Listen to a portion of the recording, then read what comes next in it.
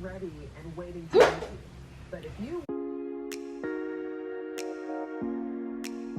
Hi crafty friends, it's Jeannie, and today I'm sharing these two faux postcard cards. I'm using the Sassy Club sets Andiamo and Portorosso, and if you didn't know, these are based off of the characters in the movie Luca, which I found to be super cute. I actually watched it for the first time this weekend because I had these sets and I wanted to create cards with them, and I wanted to understand the characters and kind of like put them in the right scene and do them justice.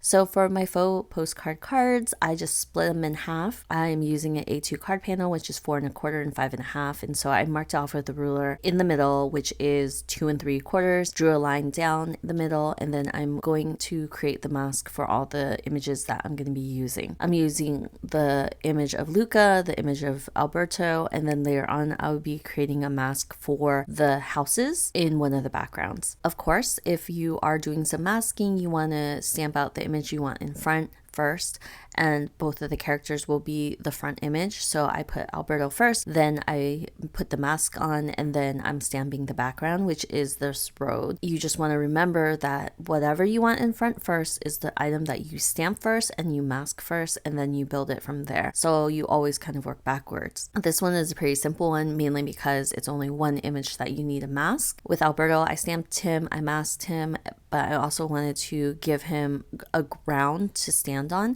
So I just used my double-sided adhesive, which is just a post-it. It has full adhesive on the back, so it's like sticky. And then I drew a curved line and cut it out for a little cliff.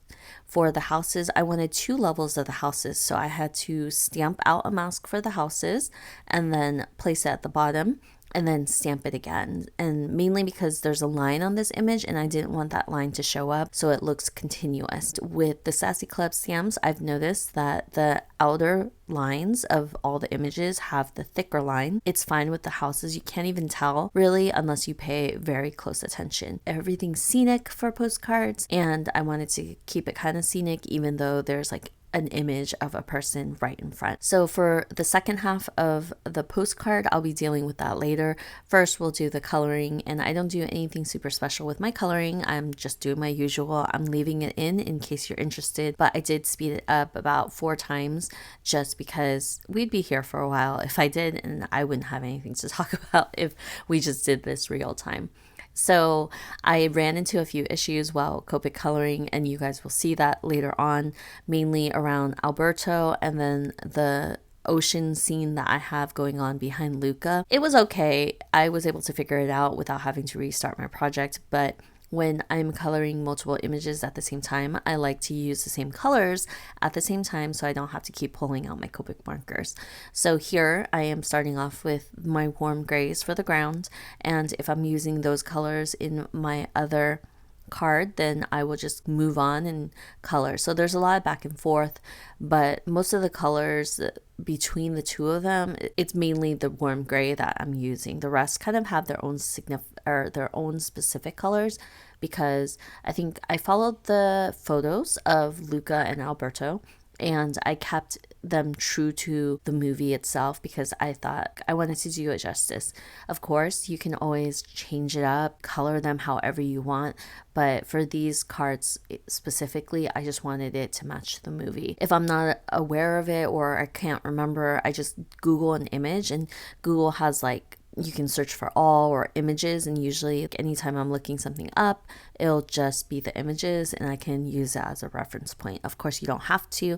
You can color them any way you want, but this is just my preference because I tend to stick with like normal colors for a lot of things. Like flowers, I like to color it according to what's in real life, and sometimes I'll step outside the norm, but most of the time I will say that I stick with the normal colors. I do mess up a little bit here where I accidentally colored one of the grassy areas as a street color, and I had to go in and fix it, but you can't even tell. So I am okay with it. It just looks a little darker. It's like a dark green because I put green on top of gray, but oh well, it's fine. No one will notice.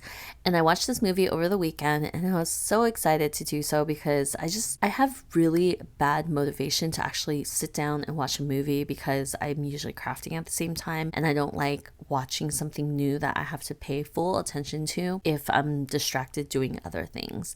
And that's probably why it took me so long to watch this movie, because I knew I wanted to pay attention. And of course, when I started watching it, I was doing other stuff and then I got super into it and I've watched it on repeat already. That's how I am. I like to watch movies on repeat if I really like it. I can't even tell you the amount of times I've seen Legally Blonde. Like, it's probably so many times.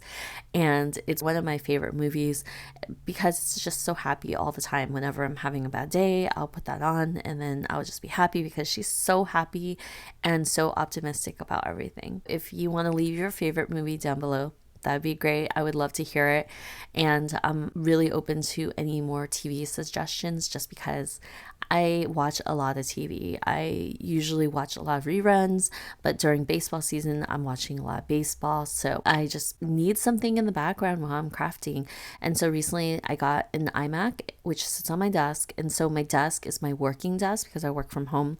And then it's also my crafting desk as well. For the ocean, I went in with a bunch of blues and teals and they just really mix well and blend well together. Also, the ocean isn't just straight up blue, so I wanted to incorporate a little bit of dimension in different colors, so it looks really fun. And I just had to go in a few times to add that depth and color. I think it just looks really pretty instead of just like solid blue.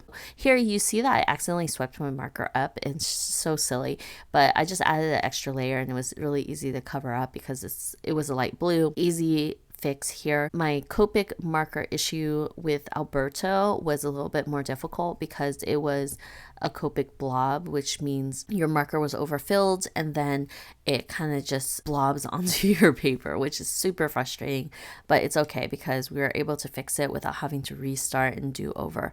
If you have any suggestions on shows or movies or anything like that, I'm totally open to hearing it. I just recently finished All American, which was really good. It's not complete yet. I am in season 4 and I think that that's where they currently are. So it sucks because I have to wait to watch it, and I tend to like to binge TV shows.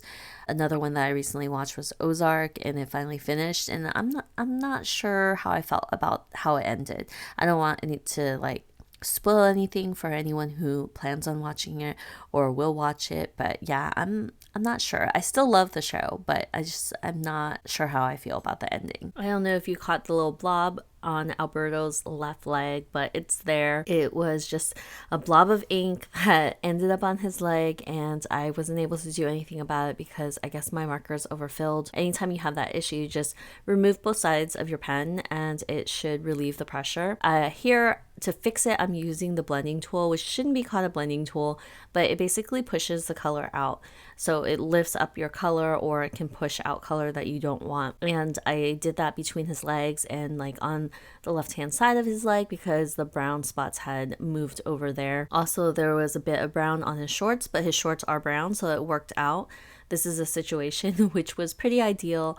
I didn't have to start over. If I accidentally did it with red or something, I find red a lot harder to work with because the pigments are so strong in red. But here, the light brown was pretty easy. So first, I used my blender tool, pushed out the color, and I waited for it to dry. So I worked on coloring the other areas before I returned back to the area that I need to fix. And that's mainly because if you're putting too much color on top, the Copic markers are still wet and then it'll start bleeding into the other areas that you don't want. So once I waited for it to dry, then I went back in with my warm grays and I just repeated my steps of coloring. I had to add in those dots for texture and that was it. And you can barely tell that there's anything wrong with it. And I think that it was not worth re-stamping when it was a pretty easy fix. So that blender tool is super helpful in those situations. It doesn't always work, but most of the time it can salvage yourself from a Copic blob incident. So for the background of the houses, I just went in with singular colors to color up the houses. I picked very muted colors, so the focus is still on Alberto, and the houses are just kind of a background scenery, and I thought it was nice. I was so tempted to go back in to add a little bit more dimension and go in and pick a second color just to give it that dimension, but I really didn't feel like it needed it. And sometimes you kind of have to edit yourself, and I did so here. Very proud of myself. For the windows, I went in with a dark gray just to color them in because I thought it was weird that the windows and the doors of houses were the same color as the building. It made no sense. So it was just a random detail that bugged me. So that's what I did, and that was really easy because I just went in with a dark color. I am using the elements of the Portorosso stamp set that made me want to do a faux postcard. They have the lines that kind of cancel your stamps at the post office, and then they have like a little postmark, which usually is the time that you get your mail stamped and then the location of where your mail was when it was sent out. And in this case, there's two different ones. I forget what it is, like Pescatori, and then one was Portorosso. So I used one on each because I just wanted to use it. I just used green ink because I thought it would be fun too.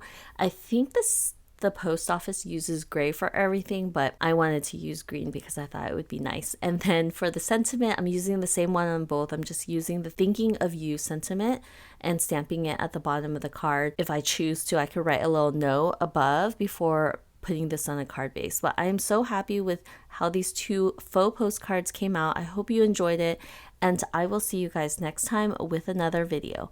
Bye!